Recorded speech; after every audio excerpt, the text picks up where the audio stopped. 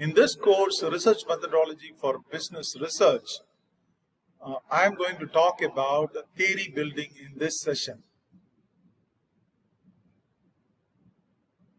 Let us look at the learning outcome of this session, defining the meaning of theory, understanding the goals of theory, and understand the terms, concepts, propositions, variables, and hypotheses.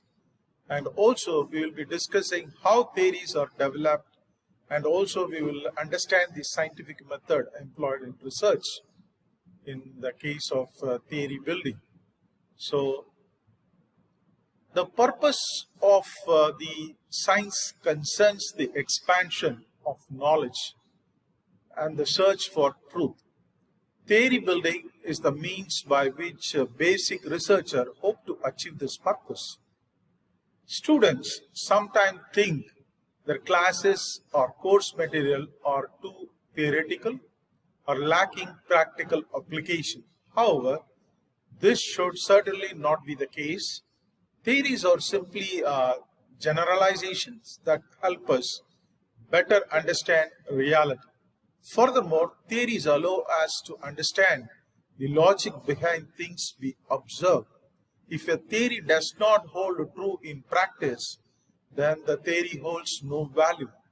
So this session, I think I am trying to provide you a fundamental knowledge of theory development, and some terminology regarding theory necessary for business research. So let us understand what is a theory. If you look at the definition, like all abstraction, the word theory has been used in many different ways, in many different contexts, at times so broadly as to include almost all descriptive statements about a class of phenomena, and other times so narrowly as to exclude everything but a series of terms and their relationship that satisfy certain logical requirements. So a theory consists of a coherent set of general propositions that offer an explanation of some phenomena by describing the way other things correspond to the phenomena. Let us put it in another way. A theory is a formal, testable explanation of some events that includes explanation of how things relate to one another. A theory can be built through a process of reviewing previous findings of similar studies, simple logical deduction, or knowledge of applicable theoretical areas. Let me give you an example. For example, if a web designer is trying to decide what color background is most effective in increasing online sales, he may first consult previous studies examining the effects of color on package design and retail store design. He may also find theories that deal with the wavelength of different colors, affective response to colors, or those that explain retail atmospherics. This may lead to the specific prediction that the blue is the most effective background color for a website. Hope you understand through this input of my example that the relevance of theory in research. And while it may seem that theory is the only relevant to academic or basic business research, theory plays a role in understanding practical research as well. Before setting research objectives, the researcher must be able to describe the business situation in some coherent way. Without this type of explanation, the researcher would have little idea of where to start. Ultimately, the logical explanation helps the researcher know what variables need to be included in the study and how they may relate to one another. The researcher snapshot of the variables, concepts, and ideas is very important in the process of theory building. So hope the definition of given by Carr or Popper, theories are nets cast to catch what we call the world, to rationalize, to explain, and to master it. We endeavor to make the mesh ever finer and finer. So we can have many definitions of theory that I am displaying it here now. I think with this, hope you understand a little fundamental clarity on what is a theory. So let us talk about what are the goals of theory, what are the purpose of theory. Suppose a researcher is investigating business phenomena, wants to know what caused the financial crisis. Another person wants to know if organizational structure influences a leadership style. Both of these individuals want to gain a better understanding of the environment and be able to predict behavior, to be able to say that if we take a particular course of action, we can expect a specific outcome to occur. These two issues, understanding and predicting, okay, are the two purposes of theory, accomplishing the first goals. The first goal allows the theorist to gain an understanding of the relationship among various phenomena. For example, a financial advisor may believe or theorize that older investors tend to be more interested in investments income than younger investors. This theory, once verified, would then allow her to predict the importance of expected dividend yield based on the age of her customer. Thus, a theory enables us to predict the behavior or characteristics of one phenomenon from the knowledge of another phenomenon. The value of understanding and anticipating future conditions in the environment or in an organization should be obvious. In most situations, of course, understanding the prediction go hand in hand. To predict phenomena, we must have an explanation of why variables behave as they do. So that's why theories provide these explanations.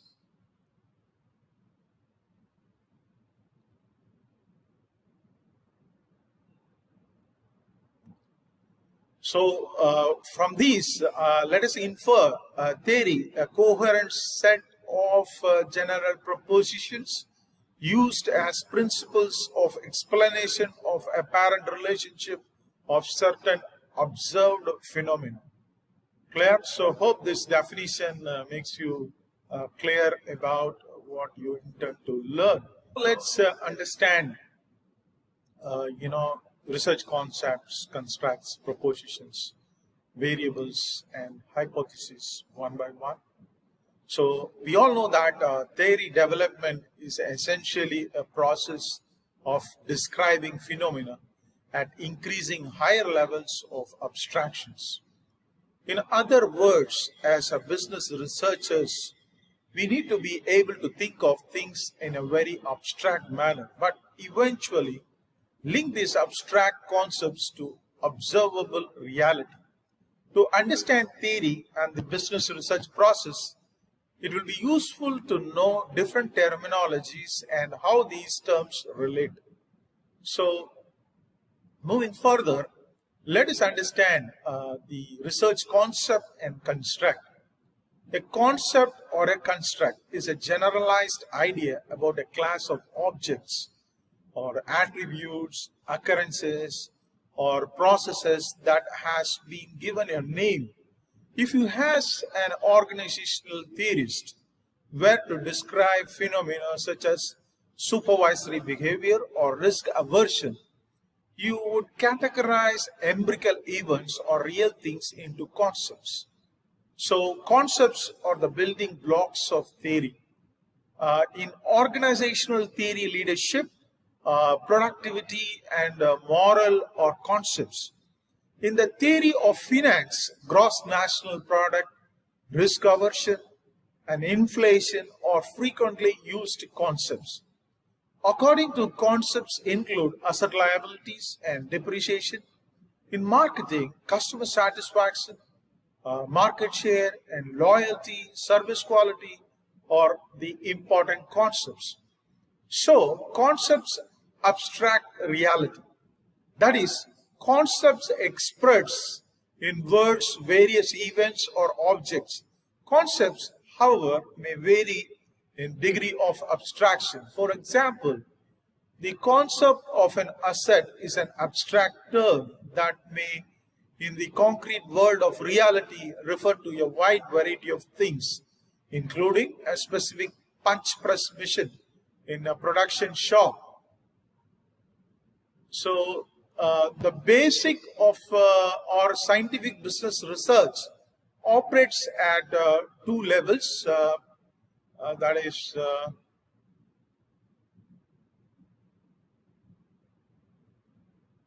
yeah, the basic or scientific business researcher actually operate at two levels. On the abstract level of concepts and propositions, and on the empirical level of variables and hypotheses. At the empirical level, we experience reality, that is, we observe, measure, or manipulate objects or events.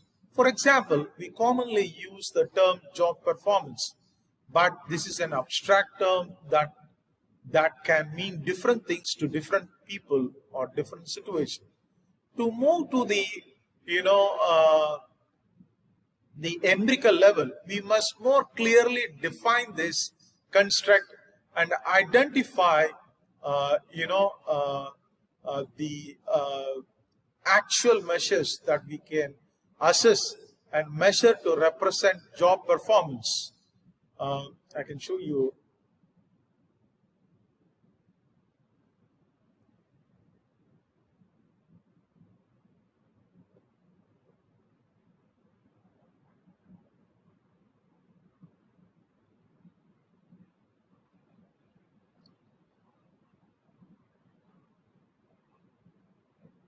Yeah.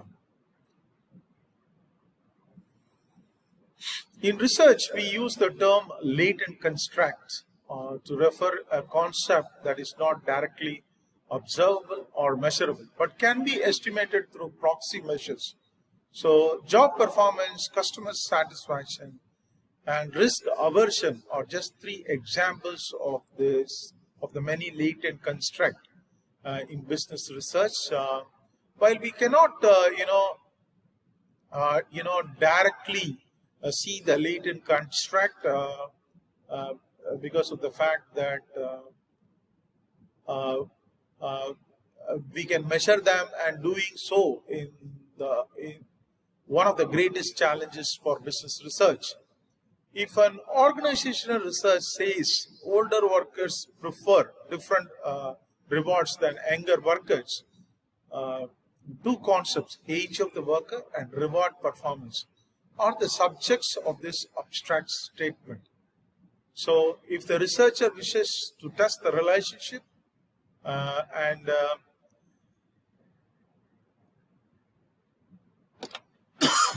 excuse me.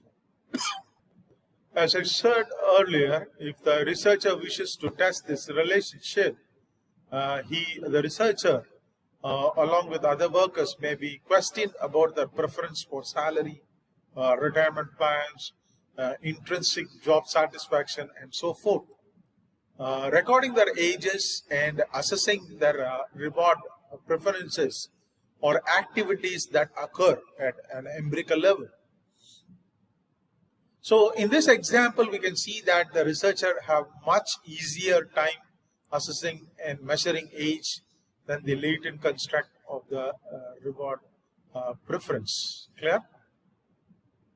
Researcher basically are concerned with the observable world, or what we shall loosely term reality. Theories translate their conceptualization of reality into abstract ideas. The theory deals with abstraction. Things are not the essence of theory. Ideas or concepts in isolation are not theories. To construct a theory, we must explain how concepts relate to other concepts. That is very much essential.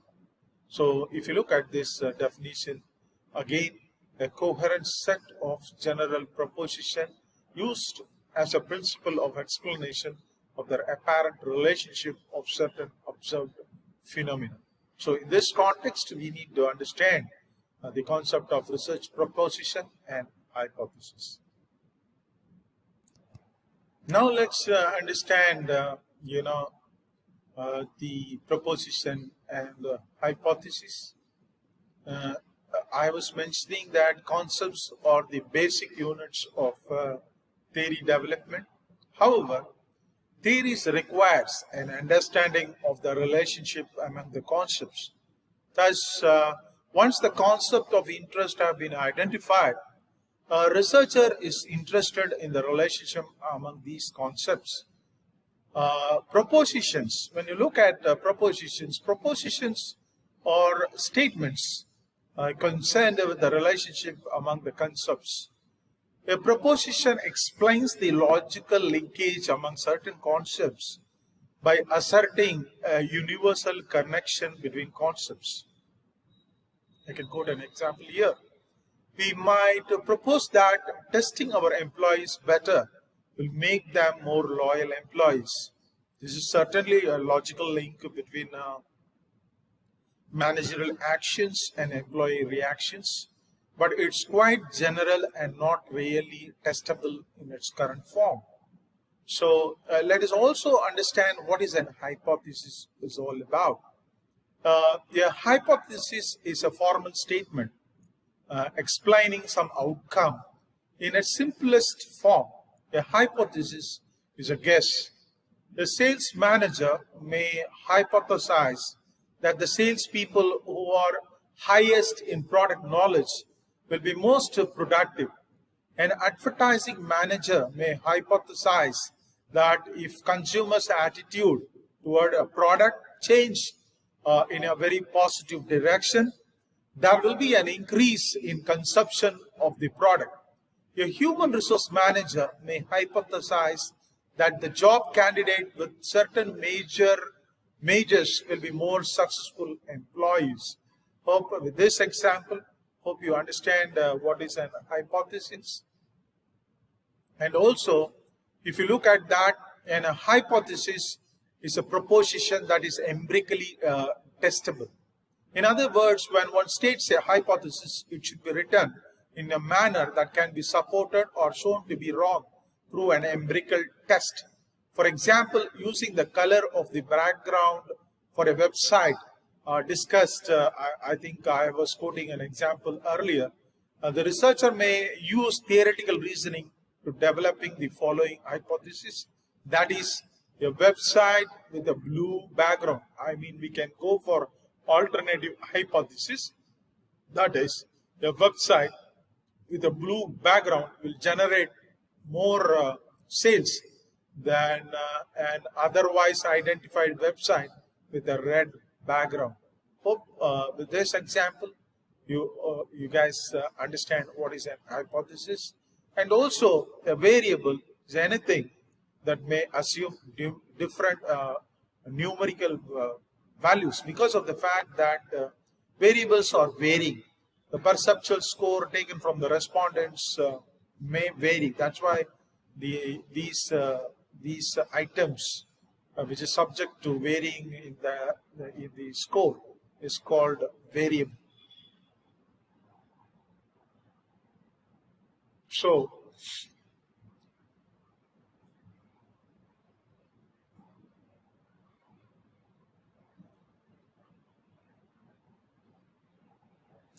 So in our discussion, I think I was quoting retirement benefits and intentions to leave are variables reflecting the concepts of employee treatment and employee loyalty. When the data are consistent with the hypothesis, we say that the hypothesis is supported.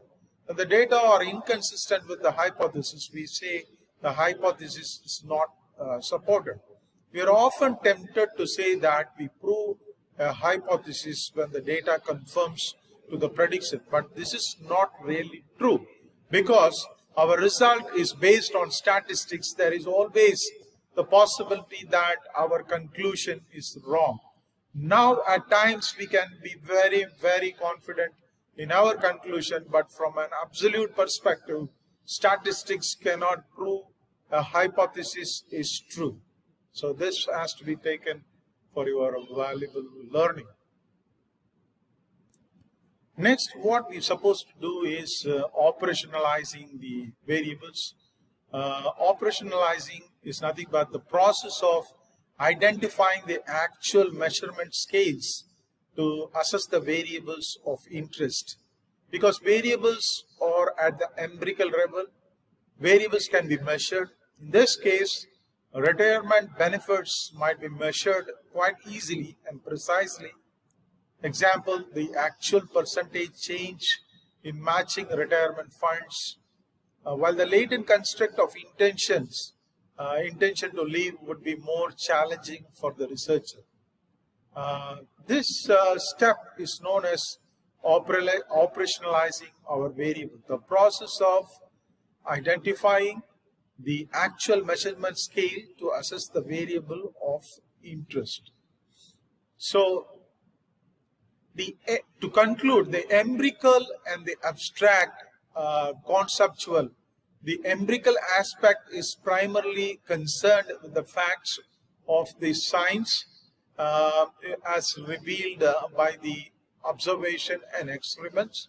The abstract or theoretical aspect, on the other hand, consists in a serious attempt to understand the facts of the science and to integrate them into a coherent, that is a logical system. From these observations and integrations are derived directly or indirectly the basic laws of the science. So hope we understand. So what is basically propositions, hypothesis, and through hypothesis empirical testing, variables, and operationalizing the variables. Okay. Next one is let us look at try to understand theory in a better sense. In the case of the movement of employees to other organizations, two concepts, that is the perceived desirability of the movement to another organization, the perceived ease of movement from the present job, are expected to be the primary determinants of intention to quit. This is a proposition. Further, the concept intention to quit is expected to be a necessary condition for actual voluntary job turnover behavior to occur. This is the second proposition that links concepts together in this theory. In the more elaborate theory, job performance is another concept considered to be the primary determining influencing both perceived ease of movement and perceived desirability of movement. Moreover, perceived ease of movement is related to other concepts such as labor market conditions, number of organizations visible to the individual, and personal characteristics. So perceived desirability of movement is influenced by concepts such as equity of pay or job complexity and participation in decision making, all that. The complete explanation of this theory is not possible without this explanation what I was giving you. So basically, we need to understand all these elements which explains the theory. Now let us look at the theory building exercise.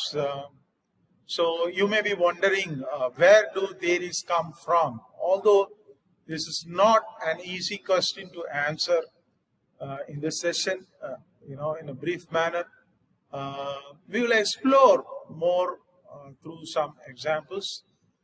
Theory has been explained at the abstract, conceptual level and at the empirical level.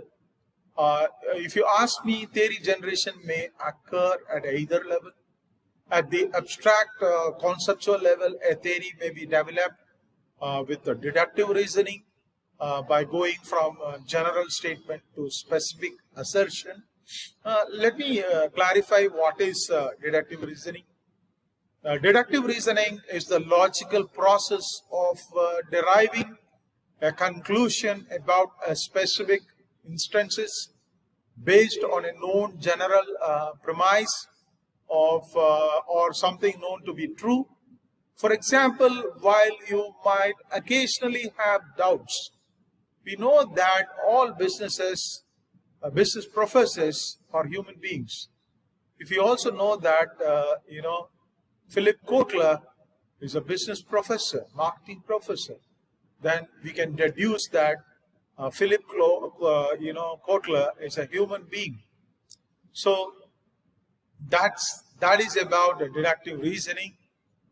Next one is, at the inductive reasoning. Let's understand inductive reasoning. At the empirical level, a theory may be developed with inductive reasoning. Inductive reasoning is the logical process of establishing a general proposition on the basis of observation of particular facts. All business professors that have ever been seen are human beings. Therefore, all business professors are human beings. So, hope through this example, I think you understand the process of theory building using deductive and inductive reasoning. Yeah. So, in nutshell, inductive reasoning, the logical process of establishing a general proposition on the basis of observation of particular facts. As I said, all managers that ever been seen on human beings. Therefore, all business managers are human beings.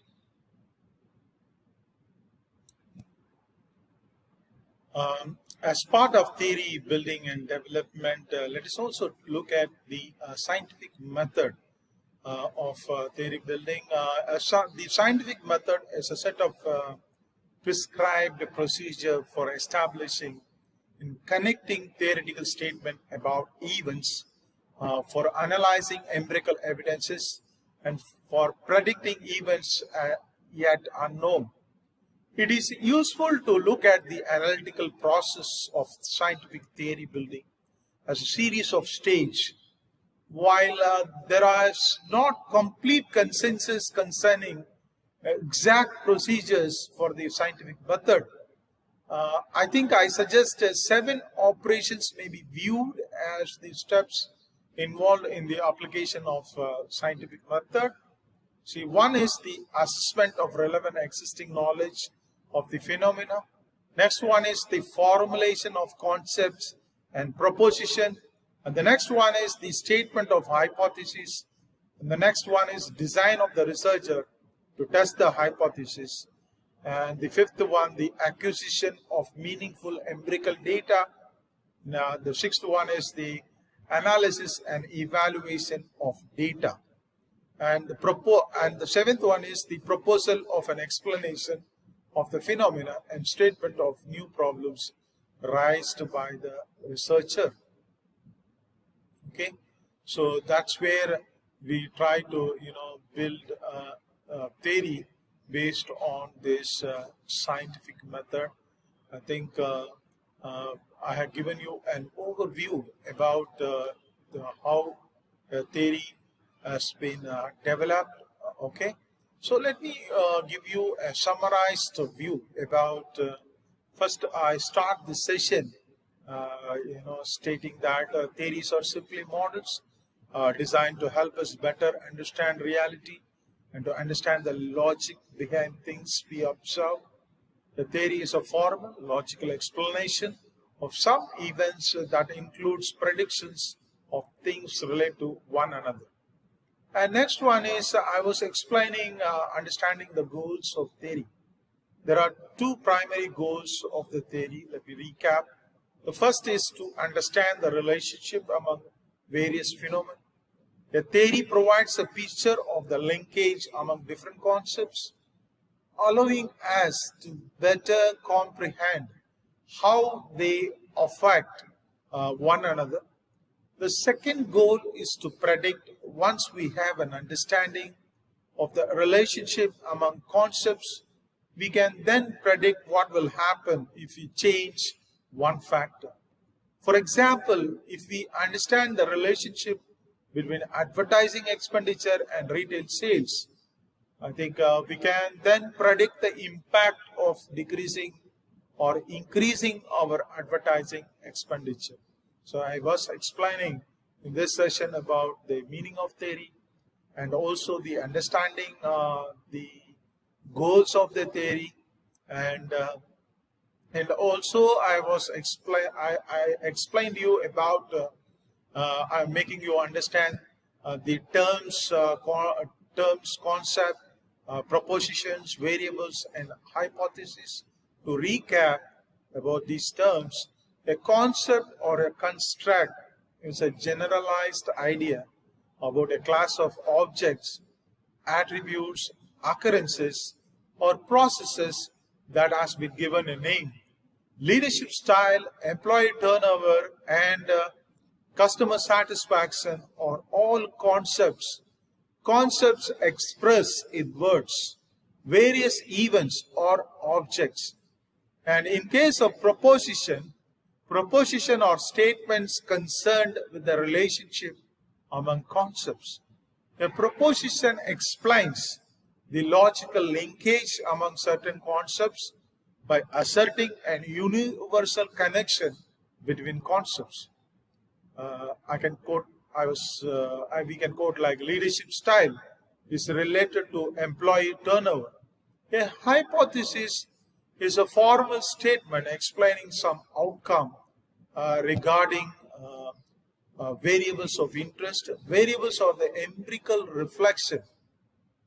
We should also understand what is a variable. I was giving you detailed explanation in this session. So variables are the empirical reflection of a concept, and a hypothesis is a proposition stated in a testable format. So concepts and proposition are at the abstract level, while variables and hypotheses are at the empirical level.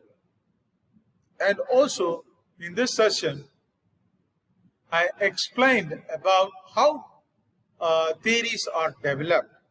So if you to recap, a theory can be built through a process of reviewing previous findings of similar studies, or knowledge of applicable theoretical areas.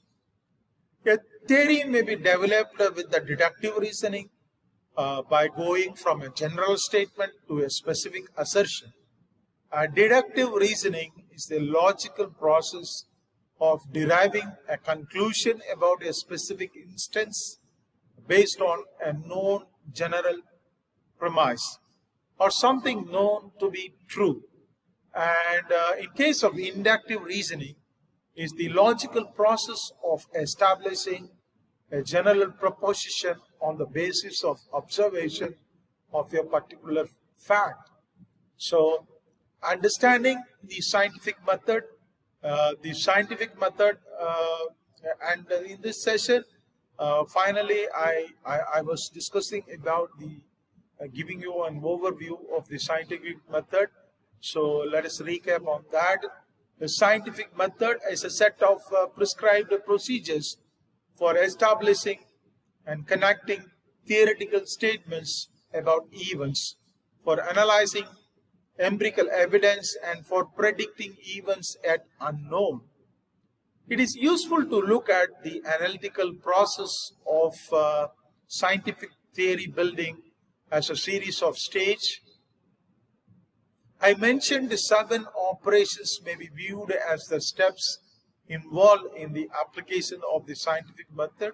This is displayed here. That is assessment of relevant existing knowledge of a phenomenon. Number 2 is the formulation of concepts and proposition. Number 3, statement of hypothesis. Number 4, design of research to test the hypothesis. Number 5 is the acquisition of meaningful empirical data. And number 6 is the analysis and evaluation of the data. And number 7 is the proposal of an explanation of the phenomena and statement of new problems raised by the researcher. In sum, the scientific methods guide us from the abstract nature of the concepts and proposition to the empirical variables and hypotheses, and to the testing and verification of theories.